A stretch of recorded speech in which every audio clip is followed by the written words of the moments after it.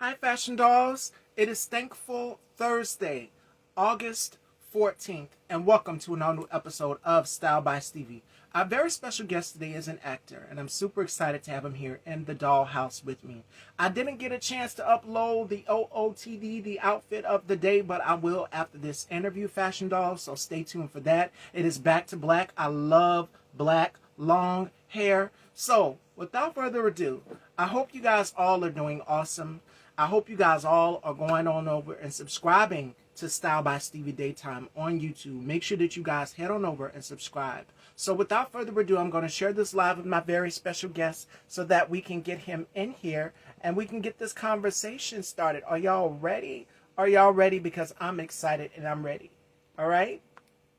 Boom. There we go. There we go. Did y'all enjoy yesterday's show with the beautiful Noelle Fry? Make sure you guys go and check that conversation out. It was so much fun because we talked about all things beauty, being in our soft girl era, and what that means as women. Just basically taking care of yourself, pouring into yourself, and making sure that you have everything that you need. So, while we're waiting on my very special guest to get here, my very special guest has been known for his roles in shows and films such as Soulmates, Laurel Howery, I Said It All, Y'all Thinking It, and Few Good Things. And he's also on The Shy. And I'm super excited to have him here with me. So, without further ado, let me go ahead and let him know to come on in so that we can get this combo started. All right, all right, all right. Fashion Dolls, all right.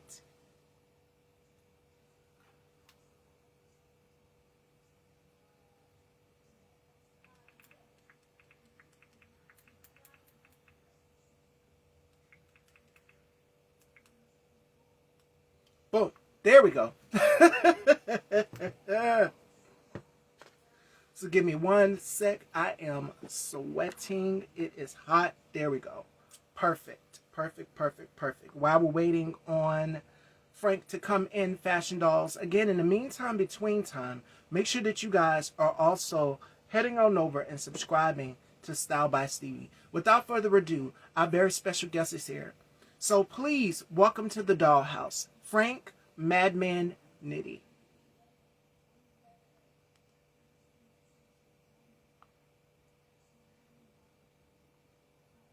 Boop.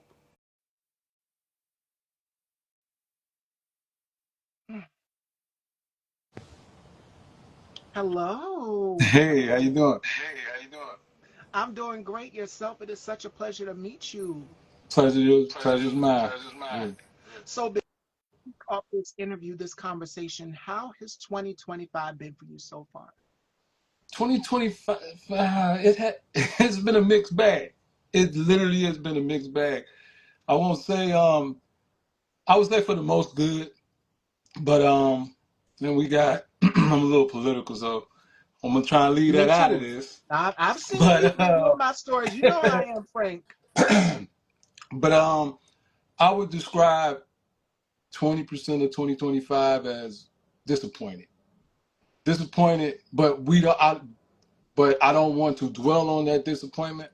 I want to dwell on the 80% of the good stuff and just keep that rolling, you know? So it's been good. I took a little time off of the set, going on set and building with my building relationships. I built a relationship, building a better relationship with my lady and my moms and my children. So I took the time out to do that because I think you have to have a full, um, you have to have everything prepared when you're in this business. So yeah, so it's been a mixed bag. Absolutely. And I'm so glad that you said that because a lot of people, I've seen one of your posts, and one of your posts, you were telling people not to give up, not to have despair. We are living in some dark times. Let's keep it a buck. And a lot of Mm-hmm. us are living in times of uncertainty. But for the most part of 2025, for you, I'm so proud of you because I see you on The Shy doing your thing alongside Jacob Lattimore behind the scenes with the cast, working hard. Again, I'm so proud of you. And not only that, but being able to balance out family as well too. You mentioned your family, your lady, and your kids and your mother. And that's the most important thing that anybody can have, especially feeling these all of these different emotions, is to be around people. More importantly than anything, you need your tribe. And one of my mantras that I say in the morning when I get up is, I'm surrounded by people who uplift me. And Mm. with that being said, whatever you're feeling, whatever you're going through in this dark period, in this dark time that we're in, family is the most important thing. So shout outs to Facts. you for bringing up your family, and keep staying grounded in all of the darkness, because I know it's For hard. sure. Yes. Yeah, it is. It's tough. Thank you. So let's get into your story from the beginning. Tell us, who is Frank Madman Nitty? Frank Madman Nitty is a person. I'm Frank McFadden. For my acting purposes, Frank McFadden. Frank Madman Nitty is my stage name for my when I rap, when I do my music. And it kind of like went over into my acting career. Uh, Humble beginnings. We weren't poor. We were kind of like middle class in the projects. You know what I mean? I'm from Cabrini Green. I was born in Cabrini Green. We moved out. I tell people all the time, like, I was lucky because my mother was trying to do something different, and she got us out of the projects, out of Cabrini for about a good 3. I think I was in 3rd grade when we ended up back. You know what I'm saying? But I got the chance. We moved up north in Chicago, and it was basically it was people not like us. You know what I mean? It wasn't black folk. It was, and so I was probably standing out in the crowd all the time. Um, I'm the oldest. I got a young sister, and I always had a little cousin or some family in the house that I was the oldest with. So I always had to like be that kid, like protector, and I'm a little guy, but a protector and everything. So I started like I had a lot of free time too. Like as a kid, my mom's she would take us places like walking, and I got into the wilderness and everything. But back then, um, we didn't have all the technical stuff, tech stuff now that they Yeah. have. So pretty much it was still big wheels and stuff like that. If you didn't have a big wheel, you was a pump. Like that was the big thing when I was younger. And then but growing up in the projects,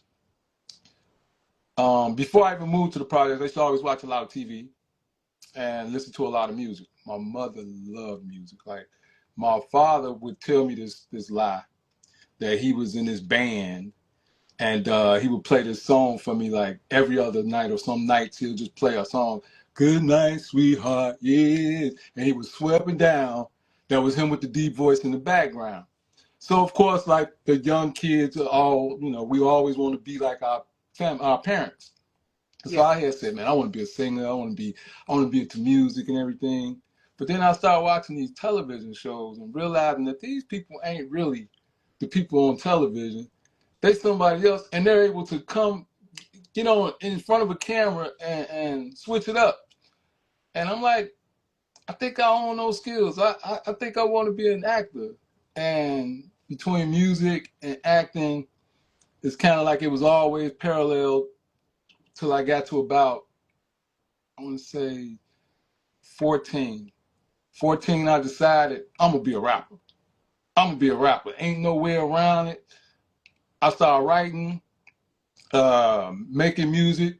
By 17, we had a little group in our projects. We called ourselves Mob Action. We started getting a little celebrity around there, and we started recording music.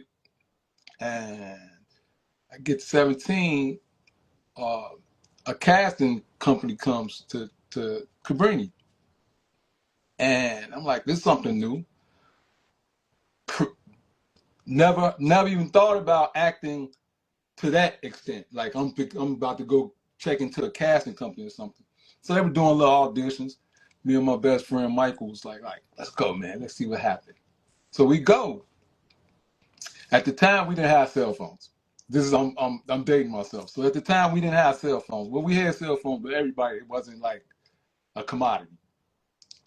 So my mom would do this thing. She was real strict when it came down to money and stuff. She Oh would yeah. do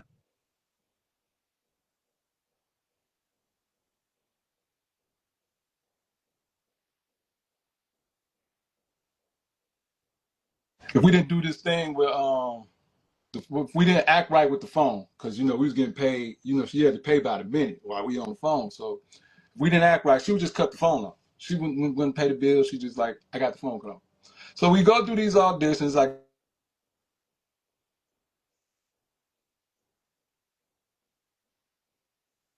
and they're blowing me up right now.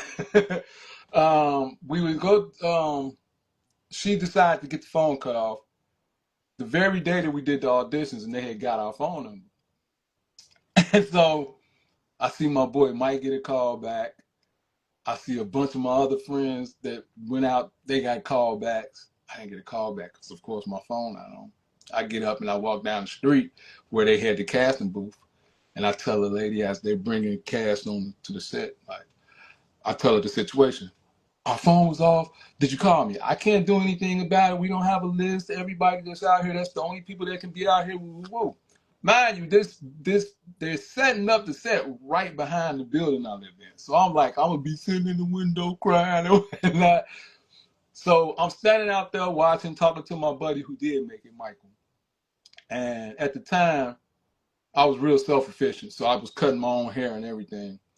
And I had some kind of way finessed myself, whereas I had a mirror and put my name in the back of my head, and Nitty, and I had my little high top fade and whatnot. And I come in and I'm like, I'm standing there, and the casting director comes, and behind me he goes, "Hey, you in this movie?" And I'm like, "No, they didn't call me." I tell him the situation. He's like, "Say less. You play basketball?" Because it was a basketball movie. I say, "Yeah." He said, "You play for a school?" I say, "No," which I was lying. I played for my high school ball team, Wells High School. And he was like, "Oh, well, get you on this set." And the rest was that. It was a movie called Heaven is a Playground. It was originally supposed to star Michael Jordan, but they got a lookalike, and they got Bo Kimball, and Kendall Gill was played in it as well. I don't know if you remember those names. Kind of, I hope they don't see this, but well, I hope they see it, but I hope they understand that they kind of old now. Back then they were stars or whatever. And from that point on, I think I went to an audition for a commercial. I didn't make it, and I was like, you know what? I'm gonna just stick to my music, and I stuck to the music, and made some real big strides with that. During the time while I was doing my music, I actually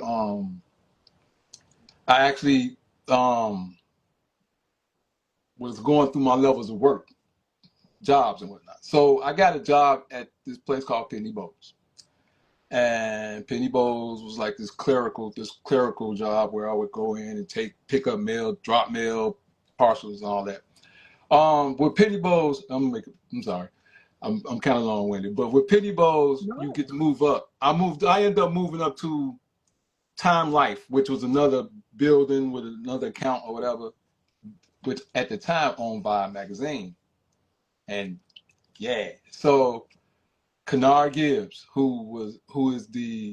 he's the president of BET, or the assistant president, something like that for BET right now. And he's gonna trip on me because I should have knew his title.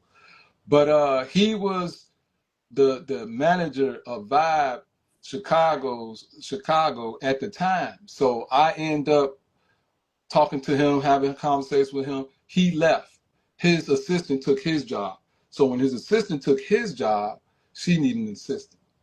And I'm the little black guy walking through the hall all the time trying to get the vibe and get me a new magazine or whatever. And they took a chance on me. So they made me the ad sales assistant. And I started doing promotions for Vibe magazine, which put me in plug with, we did shows with Nas, Busta Rhymes, a whole bunch of The Roots, Slum Village. I was like kicking it with George Daniels. If you're from Chicago, if you're from anywhere and do music or no music and don't know who George Daniels is, you crazy. George Daniels is the godfather of music, put it that way. And so I'm like hobnobbing with these guys, and not even really paying attention to it, that I'm hobnobbing with these guys. So I made a lot of connections while I was doing my music and working for Vibe Magazine. Left Vibe Magazine, started chasing my music a little bit harder. Man, it ran into this crazy cool engineer from named Soundmaster T. Soundmaster T, you might not know the name, but you know you heard his music. If you heard Too Much Booty in Your Pants, you know Yes. Soundmaster T. So that's Soundmaster T. He made that, and I got the pleasure of doing music with him. And I would go in the studio, and I met a gang of people there: Rapper Forte, Men at Large, Do or Die, all those guys. And they would come in the studio and everything. We'd be chopping it up or whatever. But I still am just taking it as I'm just this one artist trying to be great in a situation with a whole bunch of other Chicago artists and New York artists and all, all over the country. But after a while, the music couldn't keep up with, the money couldn't keep up with the music. And I was not in tune with making networks. You know what I'm saying? I was just making music, going, shaking hands and moving around. And so I didn't benefit too much from it, but I did, because now to this very day, those same artists, Twista, all of them, when they see me, if they don't remember my name, they definitely know who I am. Like, what's up? And then you hear somebody say, that's Nitty, that's Frank Nitty, that's Madman. Woo. Oh, okay, cool. So that's been my journey with music. I end up kind of like sliding off of that. I went through a little depressing. Well, I still, like, I'm not gonna stunt. Like, every once in a while, I go through my little depression stages, but I get through them. But I had went through something heavy, and like I just was like off the map for a while, trying to find myself. Like, I really didn't know who I was. I didn't know what I wanted to do. Did I want to keep pursuing music? I had got a group. Some weird stuff happened with that. I won't say, I didn't have I had a manager that wasn't ready to manage, put it that way, And, but I made some networks. But at that point, I knew it was time to make networking work for me. Like, so that's when I got the name Network Nitty, because I started shaking hands. But at the same time, when I'm doing shaking hands, I'm taking phone numbers, emails. So I get a call one day, and it was, I don't want to mess her name up. I won't say her name, but she was the manager for D. Williams. You know who D. Williams is, from Danity Kane? Yes. She just hit me up and was like, Frank, I was calling around trying to find out who the person to talk to in Chicago about promotions and woo, and your name just kept coming up, and I'm like, my name, like, okay, like that's heavy. Like, I even started feeling around trying to see if there's another Frank Nitty that they could be talking about, and she just confused me. She's like, no, it's you. And so, to make a long story short, D. Williams ended up coming to Chicago, and I ended up being like her liaison. I got her a nice little professional tour in Chicago for it was like a 4-day tour. And mind you, I had experience in it only because I worked at Vibe, but I only did have experience as an assistant. Getting the calls from my boss.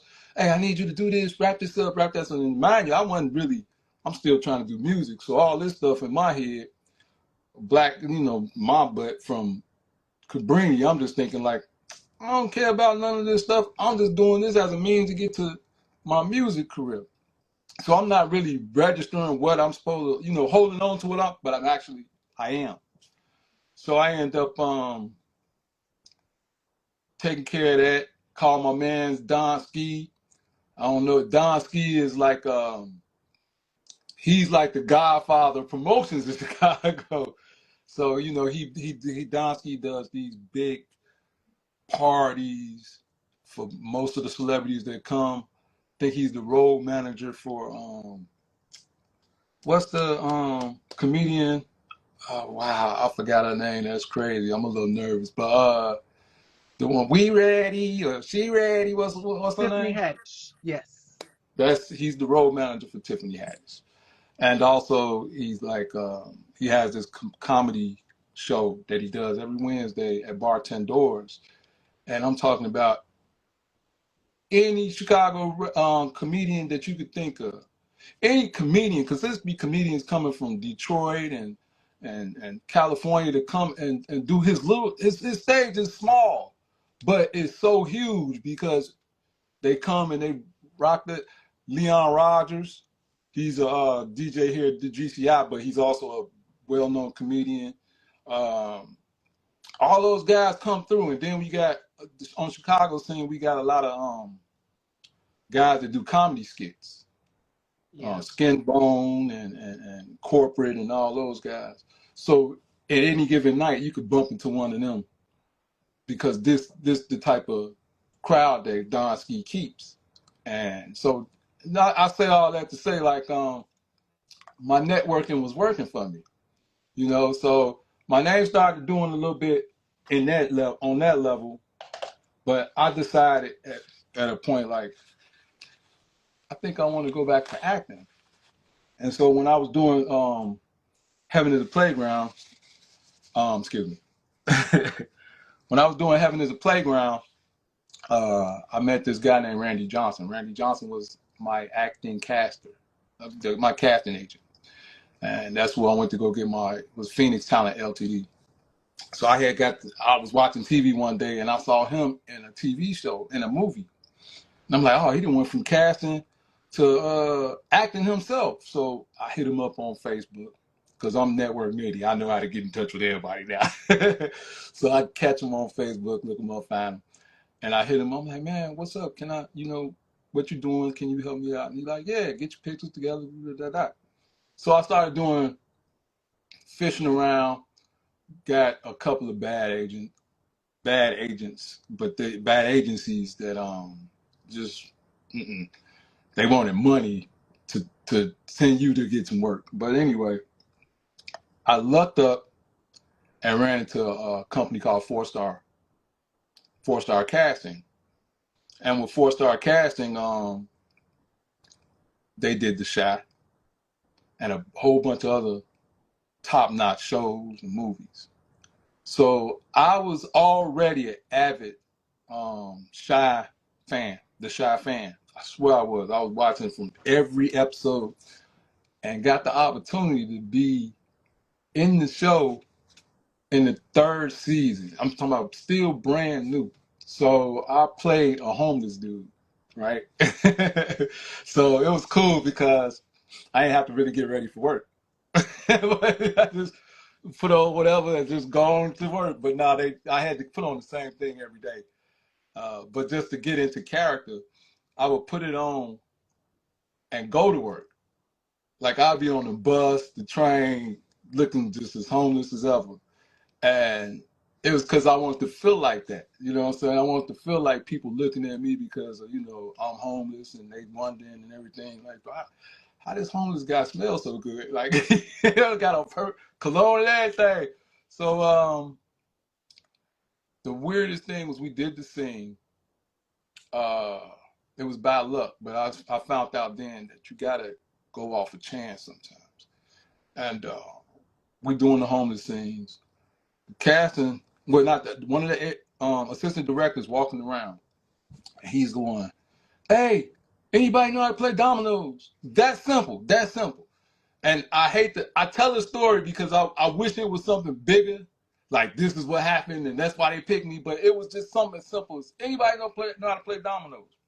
So he asked this one guy, and the guy goes, no. And I'm thinking like, I ain't been on set that long, but I do know that you don't have to play dominoes or know how to play dominoes to act like you play dominoes. You just simply got to hear what they're telling you to do and just do it.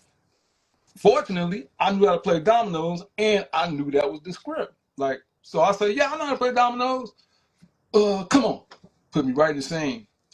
I'm getting in the scene with big names, like big names that's actually I don't want to like I don't like throwing out names or whatever. So I'm just going. His, his name We've Corey. seen the He's one of the pictures. stars We for. see. He's one of the stars for what's the movie? I mean, what's the TV show?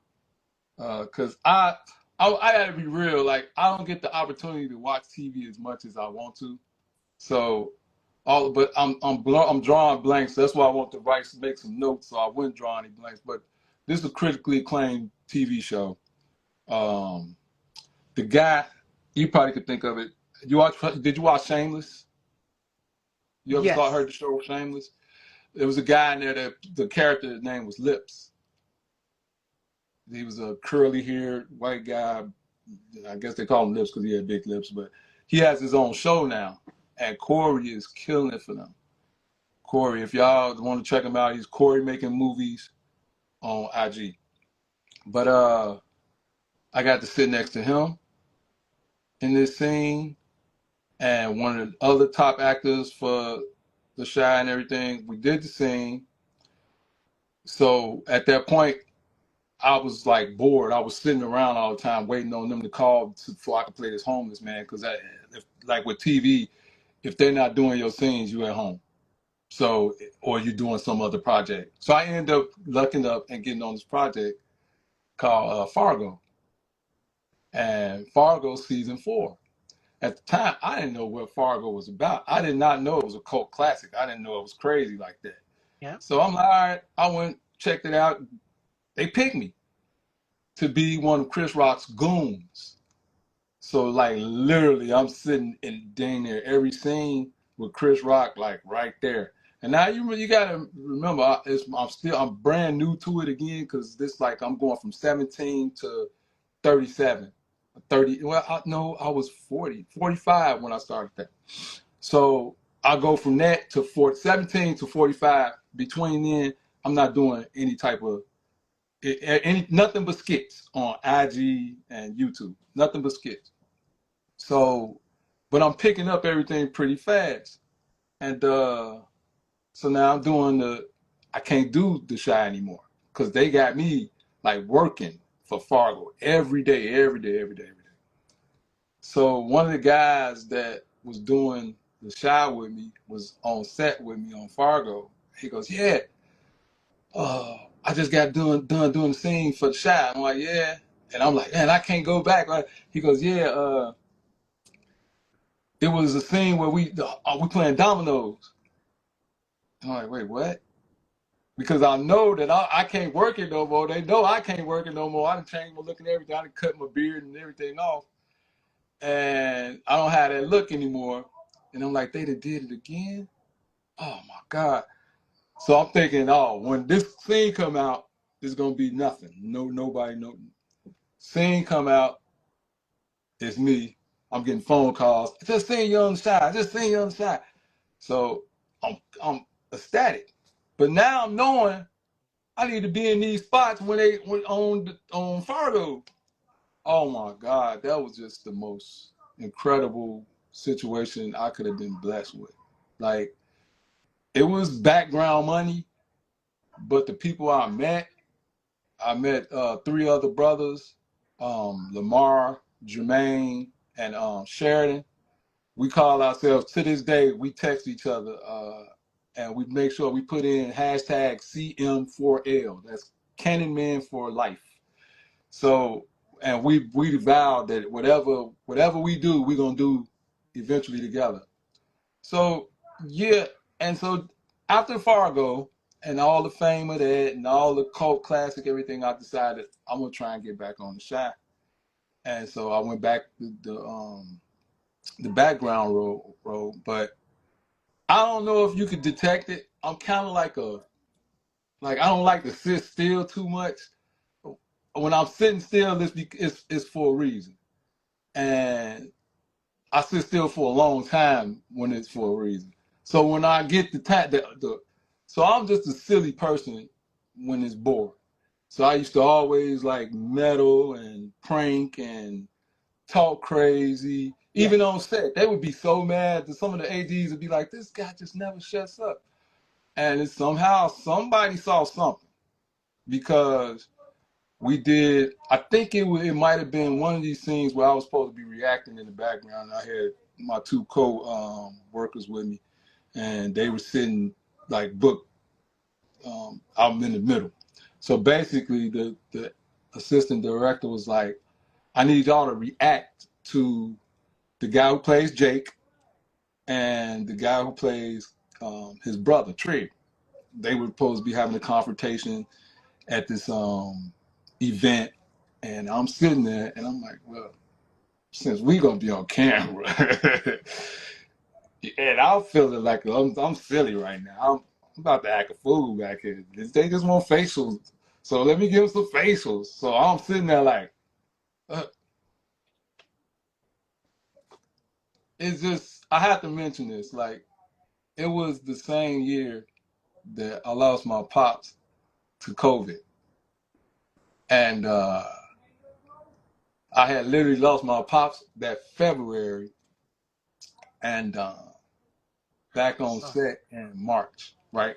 And so it was tough for me, like so tough that I ended up breaking down crying one day. And one of the younger guys that worked up was like the most coolest consoler and everything, right?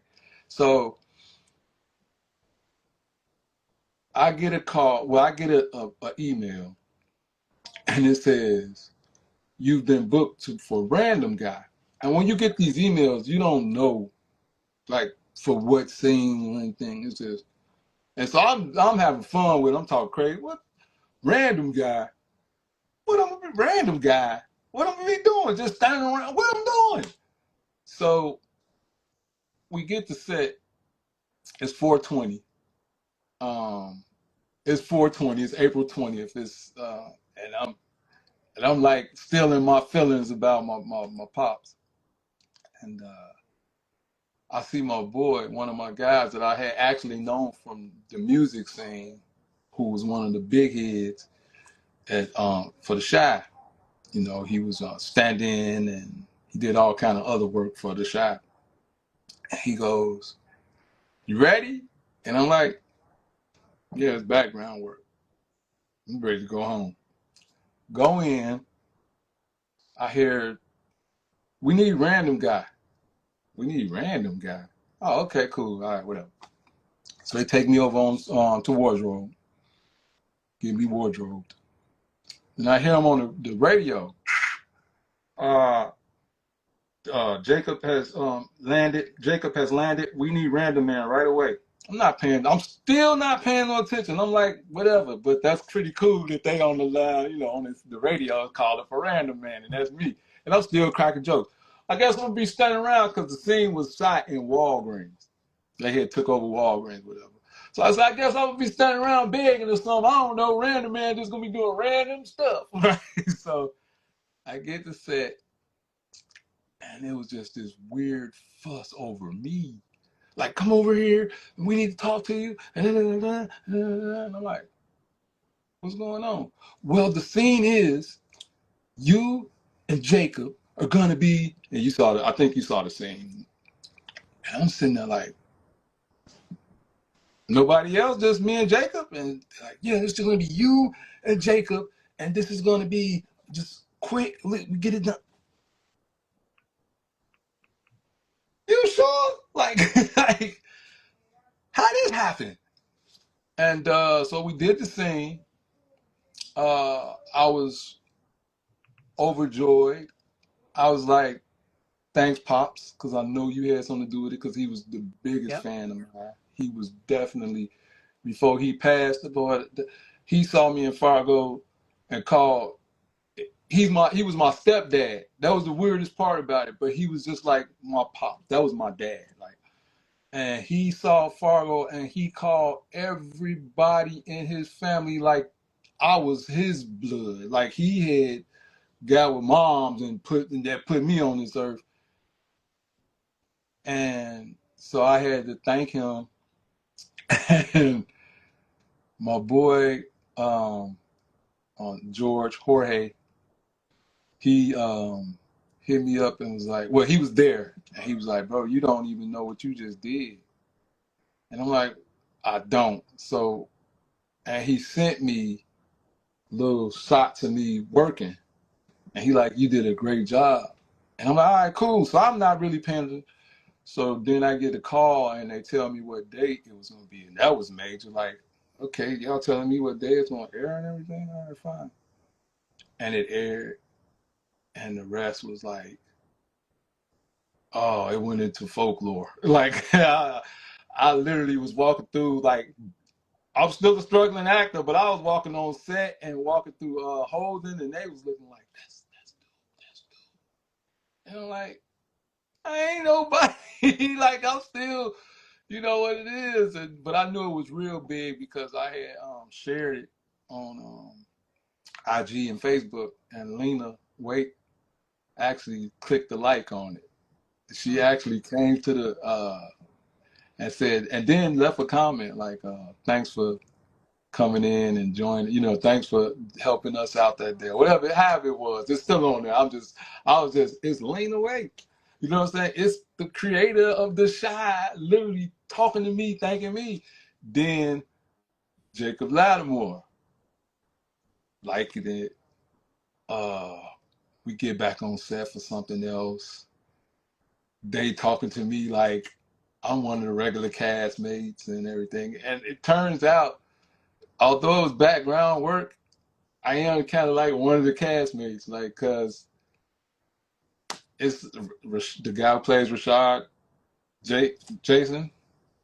And they see me, they like, "What's up, man?" And it's like, it's funny because I'm like looking at this dude, Jason, like, bro, I used to sing your song, bro, like Love Ambition. That was my stuff. What were you talking about? So I'm in awe, but at the same time, not to the point where I'm still in like, it's not, it's cool. It ain't, I ain't did nothing yet. So, but that's been my motivation though. So like, we got the COVID and everything. We got past COVID. I lucked up, and well, I ain't gonna say lucked up. I sent in a tape and everything, and became the father in this short film for a rapper named Saba. Saba is from Pivot Gang. They hip hop, but he did this whole short film, and I played the lead. I played the father in it, and I just been building from that point on. And my main thing right now, my biggest goal right now, and I don't care. I'm saying I'm putting it in the atmosphere. I've been putting it in the atmosphere. If it's gonna work, you know what I was gonna say, but I'm not gonna say that. It's gonna work. I'm gonna have me a role on The Shy, not a feature, a role, a speaking role, and that's what I'm And gonna do. recurring. Right. Exactly, reoccurring role. So right now, I'm about to get back to set for Chicago PD and Chicago Med, and until the shop open back up, I'll probably just be doing like other projects, other movies that get done here in Chicago. I'll get lucky and get picked for those. But that's pretty much what I've been doing right now. And it's like a And my full music, 360, full full 360. circle moment for you from 17 to 45. And you are living proof that it is never Oh no, no, too no. late. Took 45. Yeah, took 45 because I'm a little older now. But yeah, that's when it Yeah. started up again. At that point in your life, looking back, if you could go back in time and tell yourself something, because you suffered loss, you've lost your dad, and you overcame this. If you could go back in time and tell yourself something, what would you tell yourself? I don't want to be cliche, so I'm gonna try and be a little bit well because I know how I am. I think I try and think a little deeper. Um, Forgive yourself. Mm, Forgive yourself. Um, I had this thing, and I think that's what the depression was coming from. Like I couldn't. I I had the unfortunate to have four people pass right in front of me. Put it that way. Uh, I had a guy. I was cutting his hair because I do that in my spare time, and he had cardiac arrest. My God. I had to revive him and wait for the ambulance to come to get him out of the, get him out of the situation.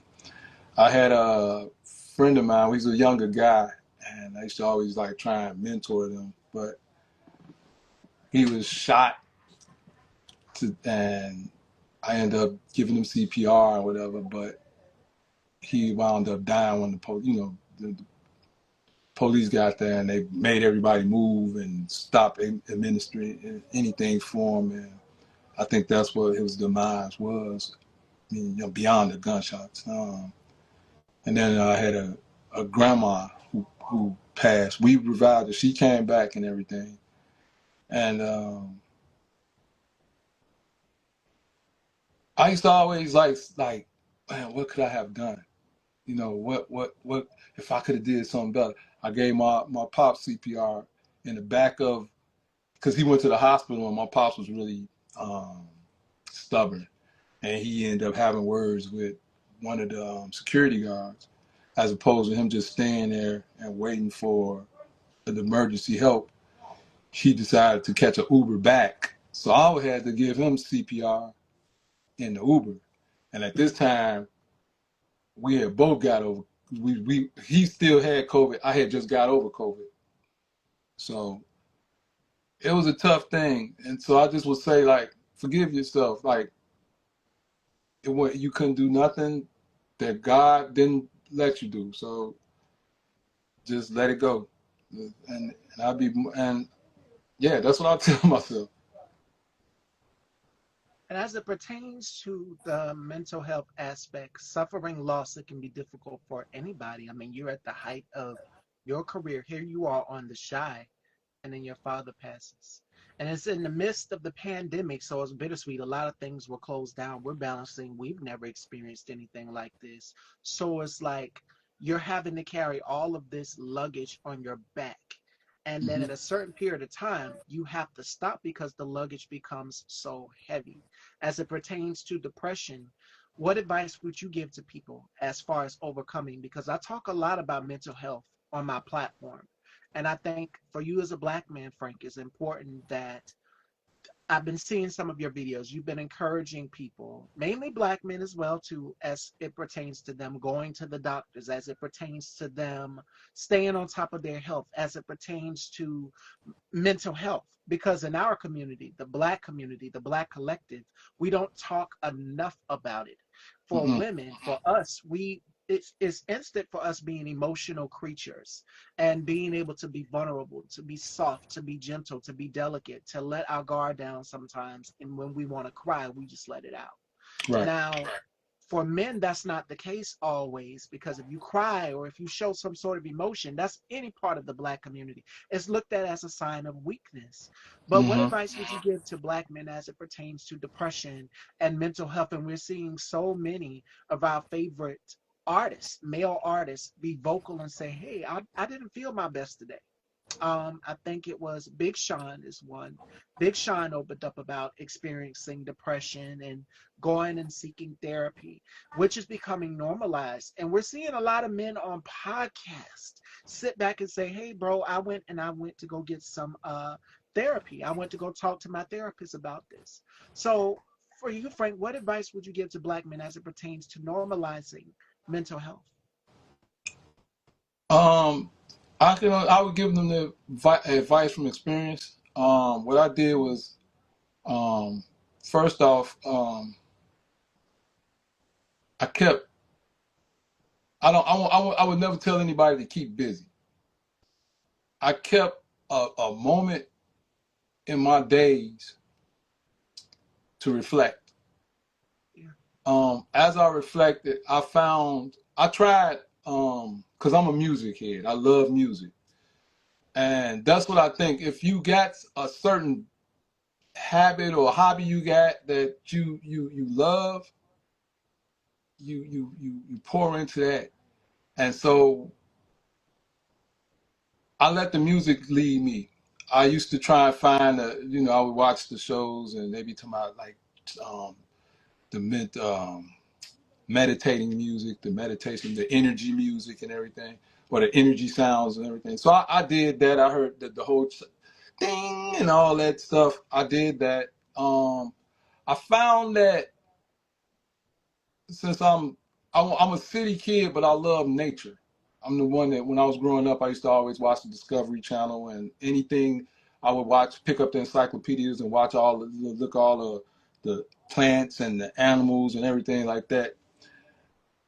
I found that I would go on this app called SoundCloud and click on either like not the jungle sounds. I got so tired of hearing gorillas and monkeys and stuff. But the stuff like rolling rivers, the creeks, and the soft meadows and everything, the wind. That was my reflection time. When I was done reflecting, I would go to my circle of my community.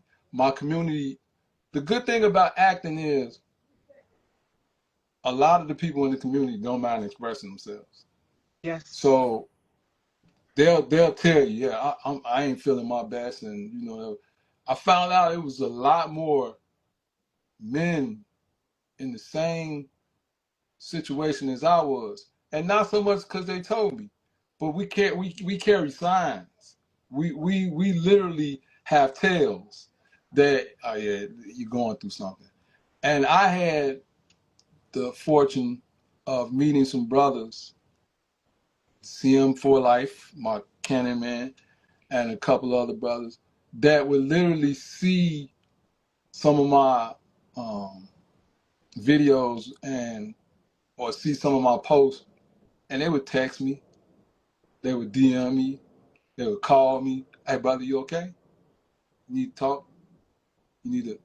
So I found a excellent circle, and that's basically how I got out of depression. But I had I had to use those times to reflect because I needed to find out what was the cause of my depression.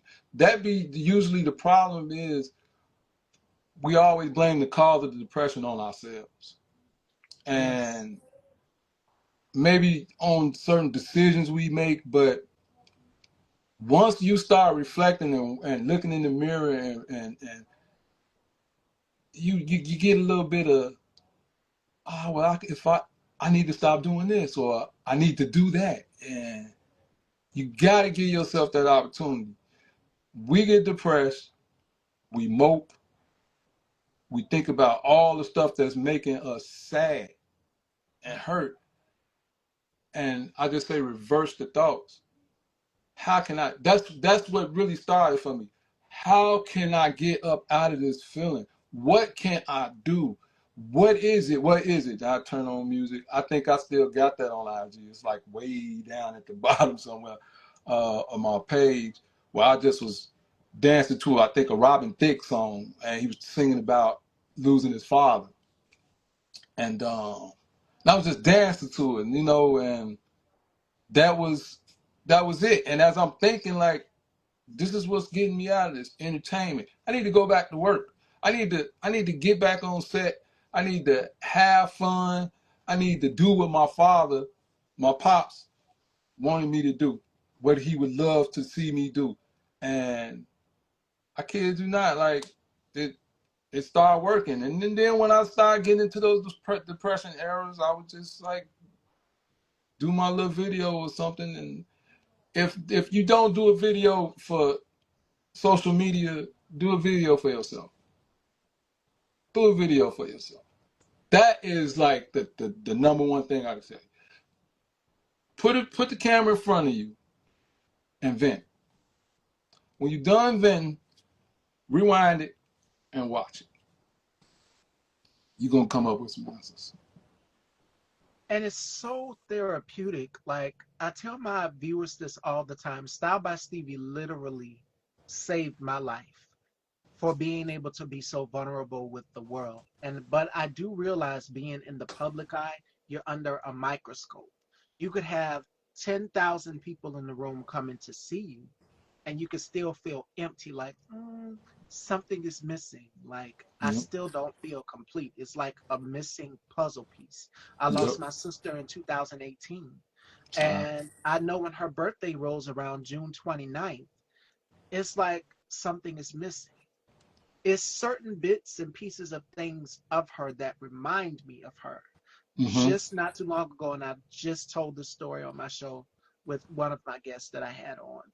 My mom has the old fashioned cassette players. Like Right. they don't make them anymore. And she has the cassette tapes as well too. So we had to go through to because she was trying to record a speech that Denzel Washington, she listens to a lot of his motivational speeches in the morning. Right. And she said, "Where's my tape recorder? Let me go and record it." I said, "Be careful. One of those tapes has my sister's audio on it." So it has her audio, like literally, y'all two having a Right. phone conversation. She recorded that using her tape recorder that my father, I think he found it for her at a Goodwill store, flea market, someplace. Mm-hmm. But one of those tapes she has kept right after my sister's passing. So she went back and she listens to it and she found the tape. So I said, don't get it mixed up because the rest were just like blank tapes of gospel music and stuff that she recorded. But I said, one of those has her audio. So I don't have any audio of her. All I have is video footage because we would always put together like fashion shows in the community down here in Mm-hmm. South Carolina where I'm at. And you can see her walking, you can see her looking beautiful, but I don't have any audio of her. So Right. my mom played it and she kept rewinding and she was like, "Why is it so short?" Because I told her you only recorded that bit and piece of that phone conversation with her. It's the little things that we have to hold on to remind us of the people that we've lost in our life.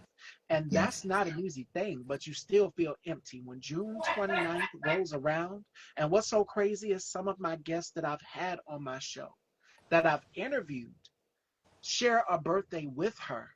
So it was just Yeah. like, wow, this is a full Yeah. circle moment. June Yeah. 29th, 1986 was the day that she was born. And just this year, I'm a fashion girl. So Paris Fashion Week fell on her birthday because her birthday was on a Sunday. Mm-hmm. And I said, wow, it's like, are you trying to tell me something? Right after Paris Fashion Week, I get shout outs to Savanya, Savvy, ET Corner. She reaches out to me not too long ago to do an interview on her platform. So I'm just like, Okay. wait a minute. This can't be going on here. What is going on? It's all aligning perfectly. So for anybody who suffers with mental health, you lost your dad, I lost my sister. And that's nothing to really celebrate about, but certain things will happen in our life. And it's just like you're looking up at God like, why me? Mm-hmm. Because your guardian angel is watching over you.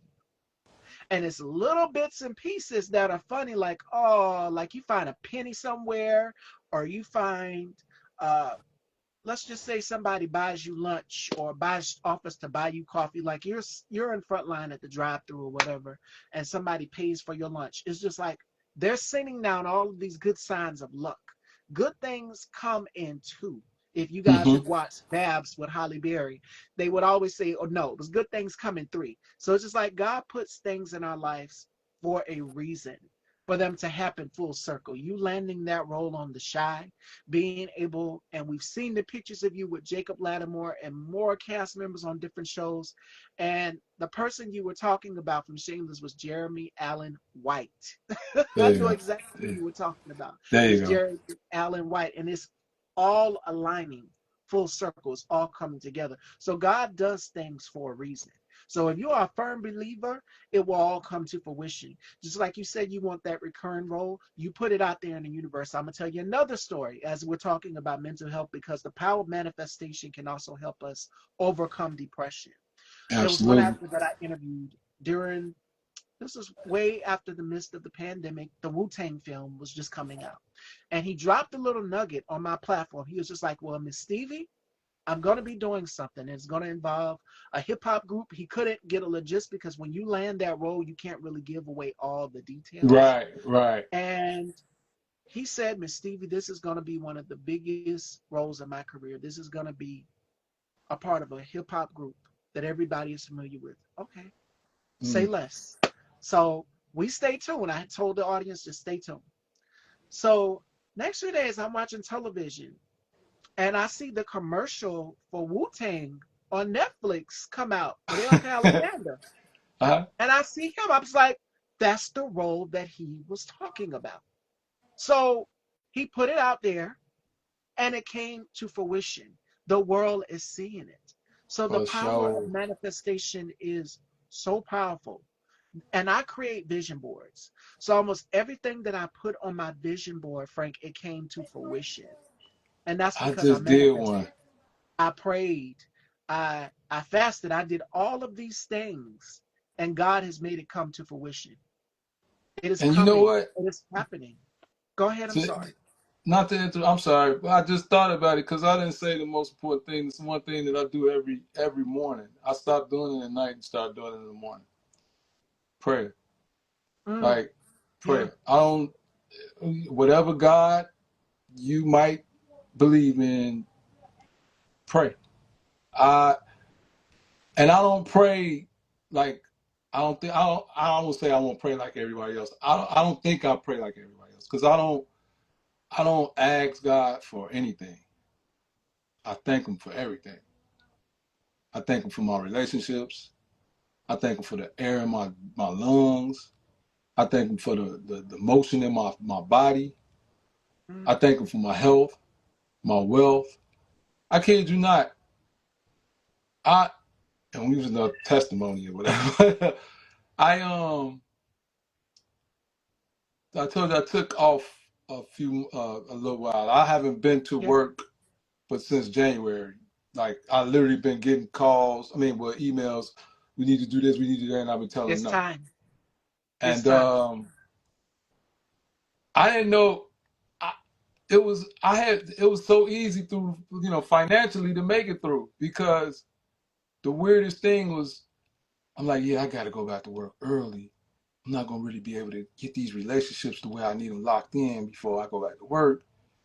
And then I get a residual check that I didn't even know I was gonna get. Like, and it was a But nice God, residual check. And then I got see? another residual check.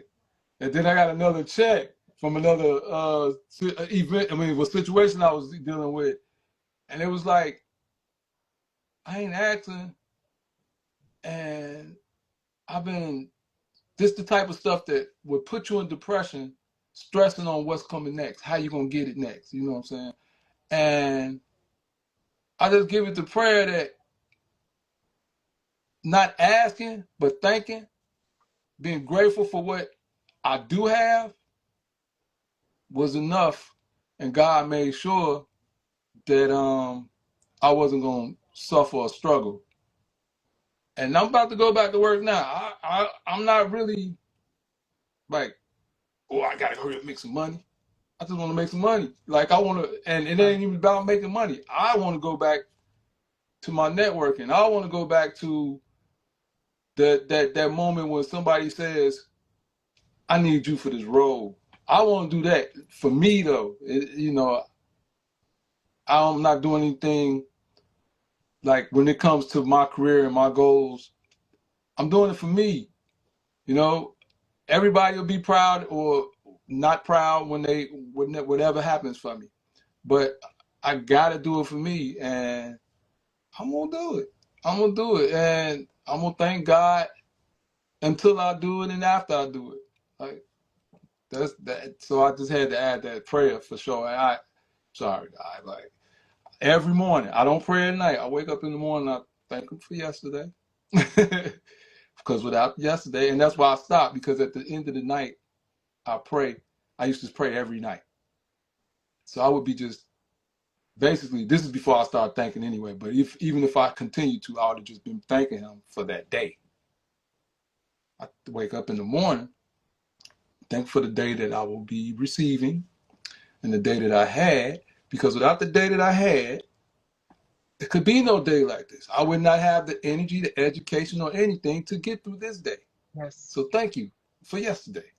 So yeah, prayer is definitely on top of the list of getting up out of your depression. Because even if you think of yourself as a God, like if I'm God body or whatever, well, pray to yourself. Pray to the God that you believe in and see the results. But don't ask for anything. Thank Him for everything. Yep. Absolutely. Absolutely. Be thankful for the little things. And anybody who's feeling despair, who's feeling depression, who's feeling a sense of emptiness, talk to God, talk to family. And my cousin, who I just recently had on the show, shout outs to my cousin Sherry, Hmm. uh, she put up a post, and I say it all the time: faith without work is dead. And God put therapists here for a reason. God put the resources here for a reason. God put family and that support system here for you for a reason. So it was destiny. It was fate. Whatever you believe in, because everybody's spirituality is different. I do the complete opposite. I pray every morning and I try to pray at night. My mom's been sick, and it's been a balance taking care of her and hosting this platform. Right now, currently, this will be my 852nd interview. And that is because I did not give up. So it's all about balance. Oh, hold on, And hold on, hold on, hold on. Congratulations, and keep it moving, keep it going. Yeah. 850. Well, how 800 what? 852. 52. Jeez. And I'm And that trying was to because be. I did Oh not my stop. God. I gotta catch And I up. appreciate, yep, 852 videos, shows. And it's because I didn't give up. Consistency. You guys tuning in every single day, and everybody's like, how does she do it? Through the grace of God. That is how I do it. Through the grace of God, through I my know mom. that's My right. mom has been my biggest inspiration. My grandmother, who's 80 years old, and it's a blessing to have her still here, seeing the growth, seeing the success, seeing Hmm. everything that is happening is all happening so fast. And sometimes it's just like we have to take a moment and pinch ourselves. Like for you, when you landed that role on the shot, like you want me, that's how all of us feel in reality, in real life. Like, God, like, why me? Because you are my mother told me this about me and my brother, because I have four brothers and I have two sisters. Hmm. And she said, because you and your siblings, y'all are the chosen. God chose Mm. you for a reason. That's why all of these good things are happening to you. And Right. my brother decided to go into the military. He decided to go in the army. And now he's a working man. So we went in completely different arenas. I chose uh, fashion, beauty, hosting a platform. He chose to go into the military to fight for our country, to also be a family man. So I have a nephew now who's on his Thank way him to school for to me. terrible twos. I sure will. And destroying everything that he can get his I hands know about into. them terrible twos. So yes, and he knows sign language, Frank. So my nephew is very smart. He is the Yeah. future. These children are the future. They are watching, they are listening, they are paying attention. So not only just that, they see our depression, they see our sadness. And as they grow up in age, that cycle, you don't want them getting that same cycle as well too. So it's always good to have that support circle, that village, that family behind you, those friends behind you. Not only those friends, but how can I say it? If you have a significant other, you said your lady in your life has been there, because they will always be that shoulder that you need to cry on, that listening ear if you need to vent. Now, what's crazy is the roles have definitely switched. Whereas Yeah. in my teen years, I would be able to go and talk to my mom. Now, since I'm 31, fixing to be 32, me and my brothers are both in the same age bracket. Me and my older brother that served, we're in the same age bracket, young. But my mom was like, "Y'all must be don't want a mama. Y'all don't come and talk to me. It's because we're figuring it out on our own." And as adults, you always try when you're in your adult years, you try to figure it out on your own. You try Yep. to break norms of what you've been taught by your parents, get Exactly. that insight as well to that cycle, but we try to figure it out. So I said, Mommy, I try to figure it out on my own. And she's just like, you can come and talk to me. We're never too old to go and talk to our parents, our elders, our grandparents. They have the most wisdom. And my grandmother, she would always tell me this when I landed big interviews. And I mean, one of the biggest ones that I did to this date that people will still walk up to me and say, I watched that interview, was the one with Vanessa Williams. And that was in what, 2021, Oh yeah. 2022. Yes, that was one of the most biggest interviews of my lifetime. And people Okay. still talk about that one. If it's not I that one, watched then that. it's yes, I with watched some of Tommy that. Yeah. Davidson. I was nervous. I was nervous, and I'll talk about that later. But right now, we're talking about testimony and depression, Mm-hmm. and more importantly, finding an outlet where you can vent. Like I was saying, the point I wanted to make, and I land the plane there, is we as the children would go and talk to our parents. We did something wrong, or our parents would chastise us, and we would sit down and have a conversation with them. Right. And it's just like now our parents are venting to us their frustrations, how they're feeling. Now I'm the listening ear for my mom. I'm the therapist, I'm the secretary, I'm the cook, I'm the hairstylist. I do everything for her because my mom means the world to me. And I would, she's a Libra. What's crazy is she's a Libra, October 7th. I'm a Uh-huh. Scorpio, October 31st. So two very opinionated women. You can only imagine what it's Oh, like. my mother's a Because Scorpio. I already sometimes know. we bump heads, but at the end of the day, we come back to it. We sit down and we have a conversation, and I'm just like, now I understand where you're coming from, and she Mm-hmm. understands where I'm coming from. And I was like, see, because my mom doesn't listen to me. She's in a phase where she doesn't listen to me or my brothers, and I was like, you are so stubborn, woman. What am I going to do with you? And I was telling my grandmother this. She said, I know I had her, and she said, Mm-hmm. yep. You're not listening to your babies. You're not listening to your children. So my grandmother's finally got my back. But I say that to say this.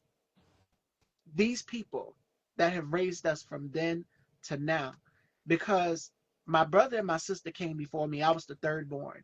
And my mama said after me, she gave me a bombshell confession. She said, I don't want no more kids after I had your brother and your sister. And here I come me, 1993, this baby with these big brown almond shaped eyes. Mm-hmm. Looking up like, okay, well, mommy, where do we go from here? What do we do from here? Right. And the rest is history. I've always been somewhat of a rebel, so I take after my mother, where I also at times don't listen. And then she will come back and tell me, your mothers will always come back and tell you, see, I knew what I was talking about. She told my brother the same thing when my nephew was born. She said, wait till it's your time to have kids. Mm. Now it's his time. He's got a son, my nephew, and everything that she told us from having conversations with us when we were younger is now coming full circle. So I say that to say this. Your parents want the best for you. That's also a sign of having great mental health, is having that support system, that the parents there to look after you, to say, I care. For sure. Because a lot of people are so fortunate to have their parents, and then there's some that don't have their parents, like you lost your father. I And lost both that my can be, fathers actually.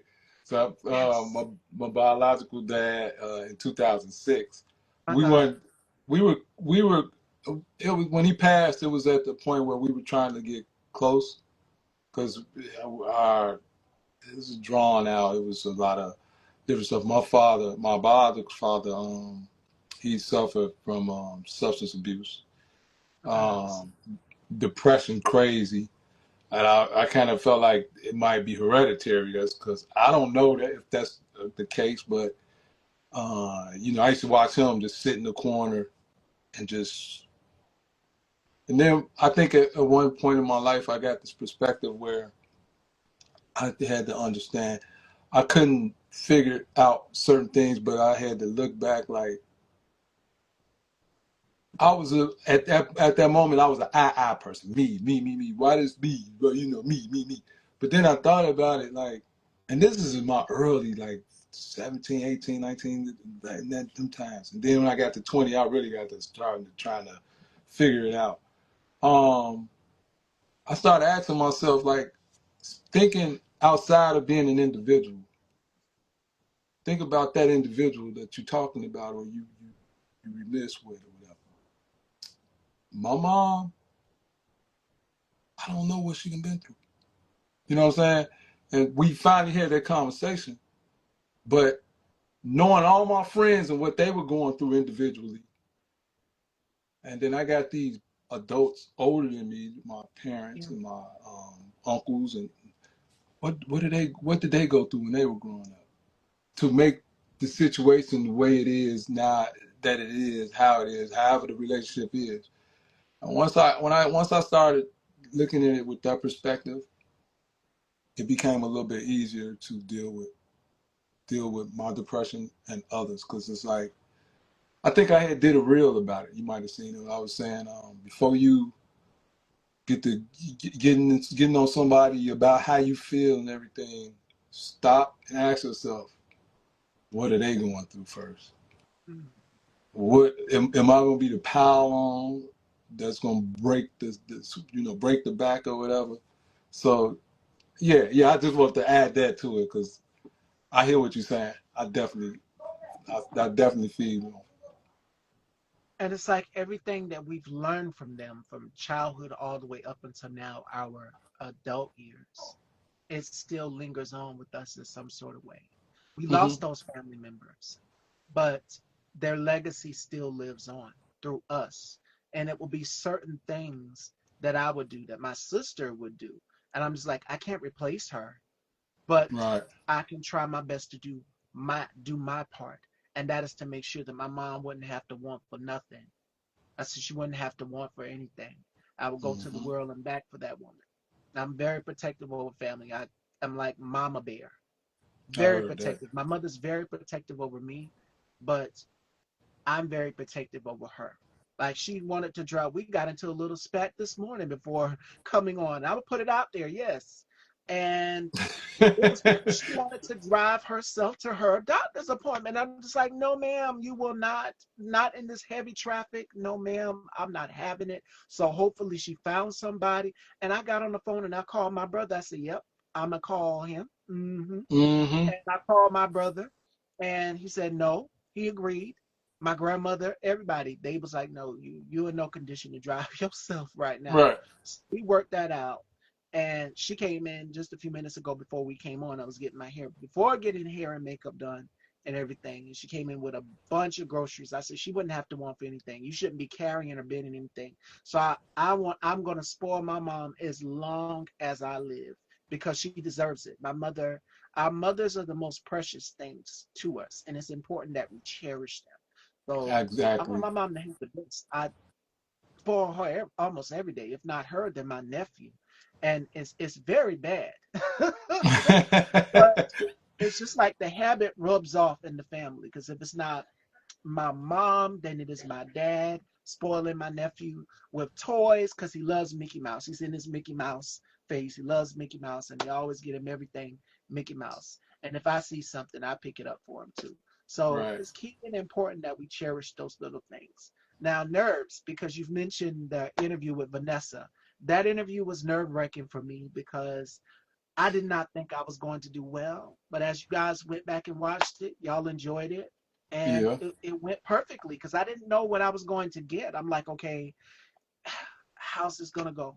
Because she's one of the biggest superstars in the world. I do not want to mess this up. So I said a prayer before the interview. I still was nervous.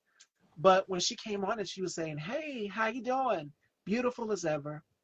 Like time just stood still with her. God worked a masterpiece when he created her. And I was like, you can't freeze up now. So it was just like having a conversation how we're having a conversation now with an old Hmm. friend and just giving her her flowers, pouring into her. Now, the Tommy Davidson interview, that one was hilarious because I was trying to be in my Barbara Walters bag where I was trying to be professional and stern and try not to laugh. But my mother called me that day before the interview happened. And she said, what if he breaks out into one of his characters from In Living Color? Oh And my God. sure enough, what he working with a comedian, and Frank, I'm pretty sure because you worked with Lil Rel, Lil Hmm. Rel. So when you're working with a comedian, they will do everything possible. Even Martin Lawrence said it. They will do everything to try to tag and make you laugh and make the other person laugh if they're on set. So with Tommy, he broke out into one of his The Living Color characters. I was trying to be all professional because he was talking about his book. He wrote a book Hmm. and his time after In Living Color and then going from In Living Color to The Proud Family. And he broke out into one of the characters. And sure enough, did I crack? I laughed. I just could not stop laughing. And I said, Mama, he did it. So It's very hard. There's no way you're not going to laugh when you're interviewing a comedian. Me, I tried to be all professional and serious, but he broke me. He corrupted me. Yeah. So, no, You brought Lil Rel up. I hope he gets a chance to see this because I really want him to see this. And like me and Lil Rel are friends on Facebook. I don't know if you remember how we became friends in the first place on Facebook or how we networked and met each other. But there was this little club in Hyde Park on south side of Chicago. yeah, And we would go, at the time I was doing music, and my manager, the one I was telling you didn't know, she was actually managing me and myself and a comedian. So we would go to the club and hang out. And that's where I met Lil Rel. And we would stand in the back of, well, on the side of the club. And I had ambitions to be a comedian. I thought I was the funniest dude in my classroom at one point. But I still kind of have ambitions to be a comedian. But that was kind of a circle that I kept. And so it was this guy named Mike Sampson, Mike Samp, he's blowing up in comedy right now. Lil Rel Lowry, this guy named Ballhead Phillips, and then you would get sprinkles of different comedians that would come in or whatever. And so fast forward, I get with this casting company, and they say I look, the part to play his stand-in because he had this big stand-up show called "I Say What You Thinking" or something like to that nature. I just say what you've been thinking, and so I'm playing. He not there. Lil Rel big time now, so. But I'm just anxious to meet him, like meet him again officially. Like, bro, remember us? Oh yeah, whatever. But he's so busy, so he on stage. I'm in the audience because we did it at the Chicago Theater. While he on stage, then he rush out. I get on stage and do everything that he need to be doing in the set. And so we only kept crossing passing each other. So I get on Facebook and I told Don Ski, the guy I was saying, the promoter, and Don Ski and Lil Rel like this. So I had hit him up. I'm like, hey man, I say thanks for the opportunity, even though I know he didn't give me the opportunity. I really enjoyed playing you throughout this this time or whatever. And I thought he would get it. I thought he was like, oh yeah, that's that guy or whatever. And maybe next time, we'll get to, chop it up or whatever. And this man hits me back. This is starting to be weird.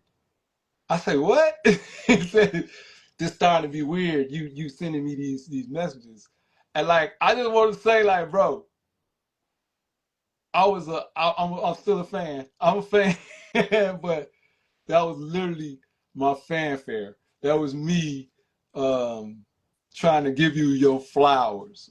So it's all good. I hear told Donsky and Donsky like, man, don't pay no attention to Rel. I'll talk to him. I'll tell him like, So I just want him to know that like, what do you say? Like he's starting to, and we don't know each other, so to yes, speak. So it's like I don't know how to. I'm networking. You know what I'm saying? I'm trying to network. So I just want him to know like I apologize. I've never even DM'd him or talked to him again since then. And I don't even know why I ain't apologizing. I ain't apologizing. I'm just saying I'm cool, bro. I was trying to be cool, bro. I was trying to be that's all. That's all. That's all. It was a fun time for me. I'm actually gonna make a couple of reels for it because of course now I'm a content creator over on YouTube. And I've basically been doing like different.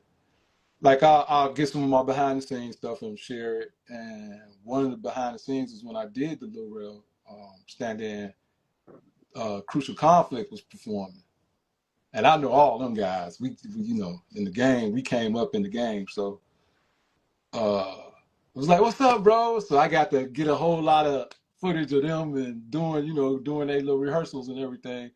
So that was pretty cool. So if anything, I want to say thanks for the opportunity for the Lil Rel stand in. Thank you for losing weight, Lil Rel, because I thought we got the same fit. We fit the same way. Yeah, I'm a horrible comedian. I ain't gonna. I'm not, but yeah, that was that. But that was And, fun. That was fun. and it's like everything that you manifested, you put it out there, it's happened full circle for you. Yeah, And hopefully he will see this. He will see this. So definitely shout outs to Lil Rel for that. And shout outs to so many others who's backed you, backed me, backed all of us. And shout outs to my brother yeah, K Tukes, who is one of my, again, when I talk about that circle, these are the people that are in my circle. So shout outs to my brother K Tukes, host of the K Tukes spot. And Frank, when I tell you he will text, he will call, like, sister, do you need anything? Are you good? How's my little sister doing? Just randomly, out of nowhere, out of the blue. And I'm not even taping that day or live doing an interview. He will text to see how I'm doing. So it's important, again, to have that tribe and that circle of people behind you, that support system. And he interviewed one of my favorite singers. He interviewed Taj from the girl group SWV. Oh yeah, I got And I got to kick it yes, with them before. and he did the interview and he was answering the questions that I was asking her. And at the end of the interview, what he did was he tried, because I've always wanted to interview Coco. She's the lead singer of SWV. And so Taj was like, yeah, you want to set it up? You want to set it up? Boom, boom, boom. So they were just like, well, you really think it will work? Do you really think it will work? And it was just like, we'll talk. So he put in a word. Brother is the plug. And again, thank you again, Brother K-Tooks, for just being that amazing support system. 100%. And Nice. that's what it takes. That village, that tribe. Oh yeah. So I mean, and in that vein, I would like to say the same thing to my brothers.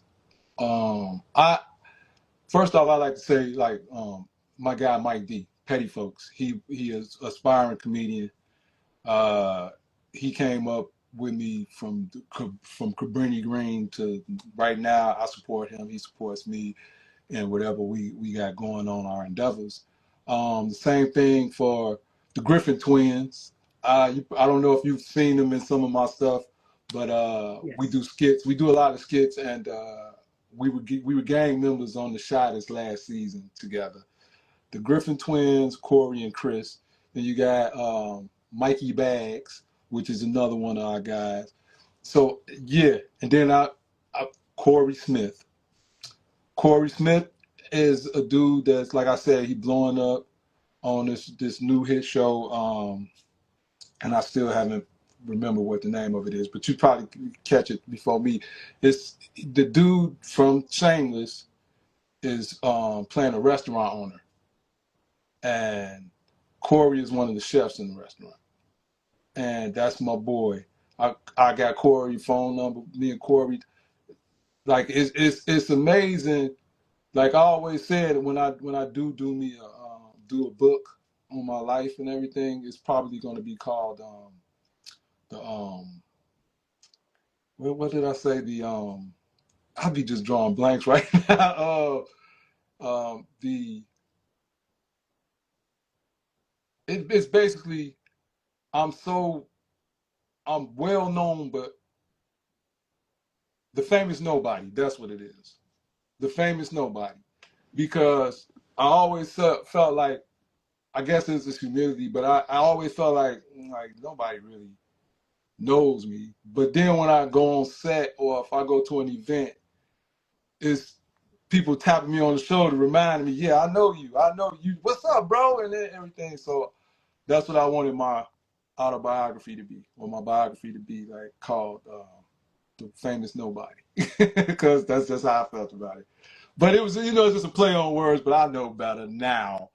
You know what it is. But yeah, those are the guys that I would like to, like, really thank for having my back. Um, yeah, they actually like Matt Elam is a star from Fargo. He played the son of Chris Rock in Fargo season 4. He also is in the new TV show Ironheart, Disney Ironheart, the Black Ensemble. He's playing an uncle in that. This dude, I walked on set at Fargo, and this was our first time meeting all the big name players in it because it was a gangster scene where the Italian mob was meeting us, the Black Mafia, and so they had all of the players. They had Thurman, what's his name? The Thurman from Cooley High. He played Cheech in Cooley High.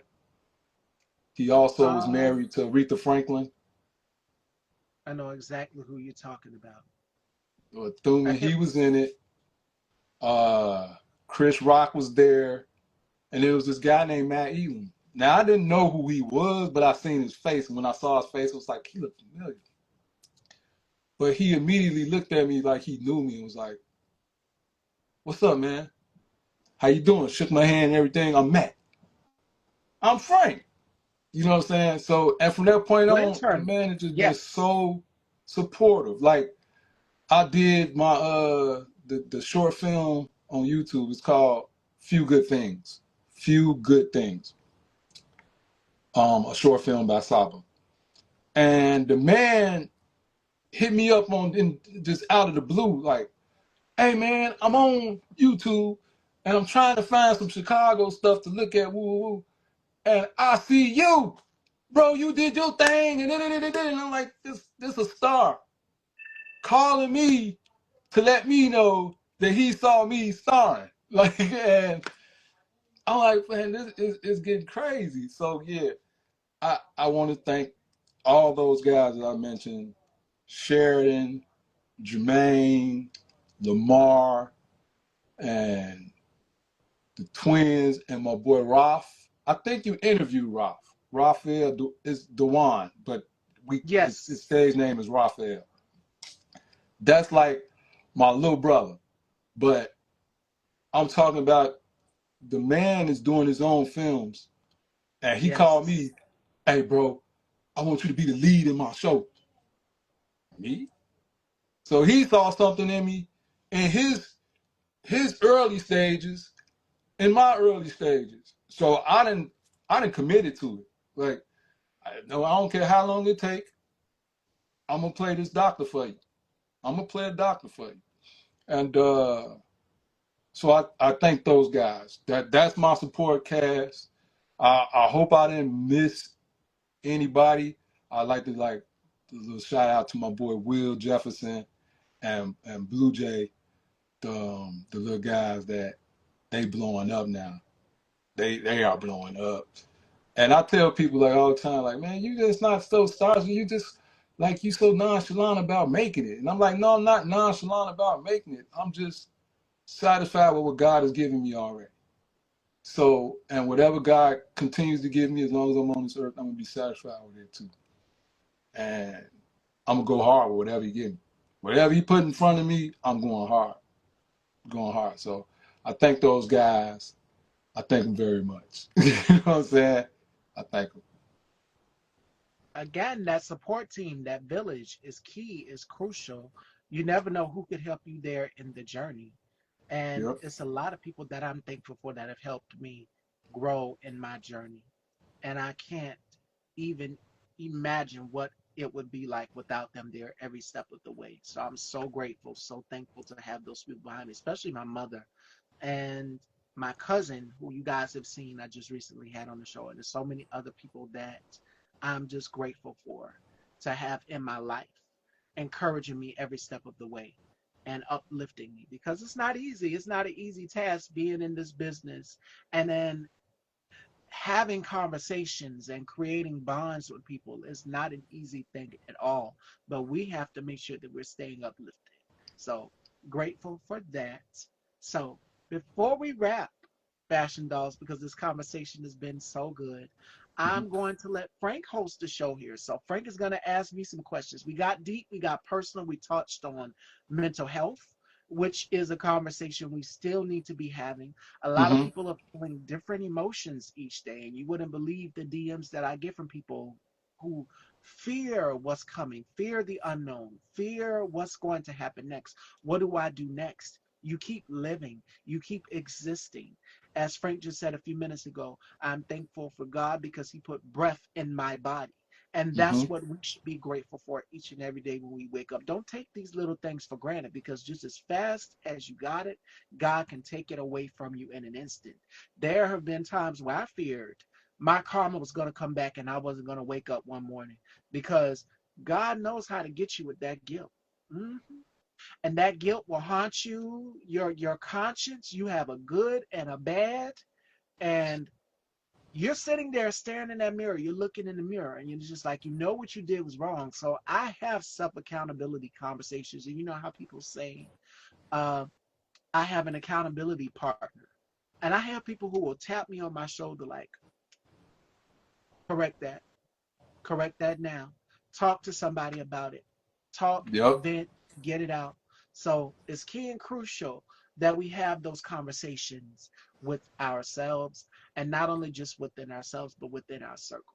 All right. So it's time to pass the microphone on down to Frank here in a segment that I like to call Turn the Tables. And my guests get to ask me as many questions as they want on life, goals, dreams, fashion, beauty, whatever they're curious to know in the bowl of questions. Take it away. All right. So I'm gonna start it off with the caveat that I'm on 10%. So I'm gonna try and get Yes. it in and get it out. Yeah, so so if you were interviewing, you probably got this a lot. What would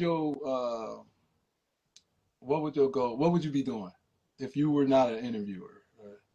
And well, let me rephrase that. And fashion. If you couldn't do fashion and you had to do something else, what would that be? Oh, home decor. I love home decor. I love home decor. Okay. Um, Still in the field of fashion, but it's a little different because you're not Yeah. dressing an actual person or designing for an actual person because you got to go through measurements, you got to go through size. But Mm-hmm. for like furniture, like sofas, like pillows, I love throw pillows, and I can't count how many I have on my bed. I just love me and my mom. We're women. We love to decorate. It's a thing. We love to shop and decorate. Mm-hmm. So if I wasn't doing fashion, it would definitely be home decor. And I'm just like, Okay. I used to watch what's her name? B. Smith. D. May she Smith. rest in Okay. grace. Uh-huh. And she had a show where she cooked, she showcased home decor, she did all of these things. So if I wasn't doing fashion, it would definitely be home decor. All right. So if you had the opportunity to live anywhere besides where you are, Yes. where would it be? Paris. Paris. Oh, Paris. I should have knew that. I don't know why I even asked that. I should have known. Paris was one of the fashion capitals, right? So yeah. So I don't know how to say how to. So my girl, she loves what is it? Runway model. What is that called? What is the show called? Supermodels. No, it's Project Runway? Project Runway. Project Runway. Yes. And even prior to that, like when I was staying over in the projects, um, the lady I was with at then, her favorite show, our favorite. I'm not even listening on you, but our favorite show was the one with Tyra Banks hosting, America's Next Top Model or America's America's Next Got Top Talent Model. because she hosted both. Yeah. Yeah, America's Next Top Model though. And then I got Eva Pitchford. Well, she was Pitchford, not Eva. What her last name is now. But that's so. I secret. When I was a kid, that's what I wanted to do. I wanted to make clothes. I wanted to make fashionable clothes. And I still want to own my own clothing line. But I was the kid.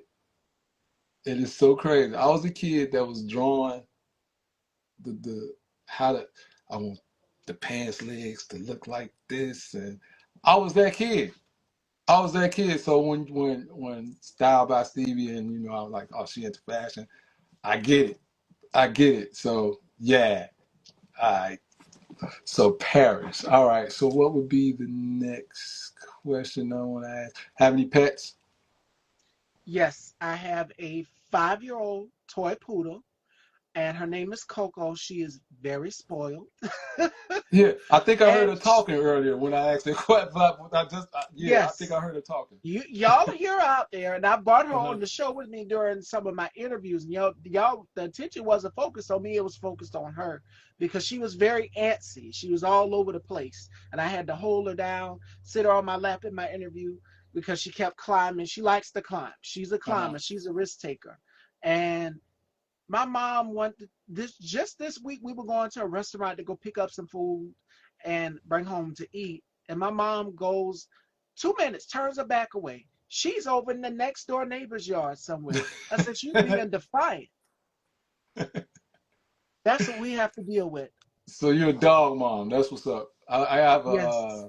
11-year-old German Shepherd named Missy. She's a big girl. She better not jump on me. She better not jump on me. She's bigger than me. She used to do that when she was younger. Nah, not now. That girl heavy.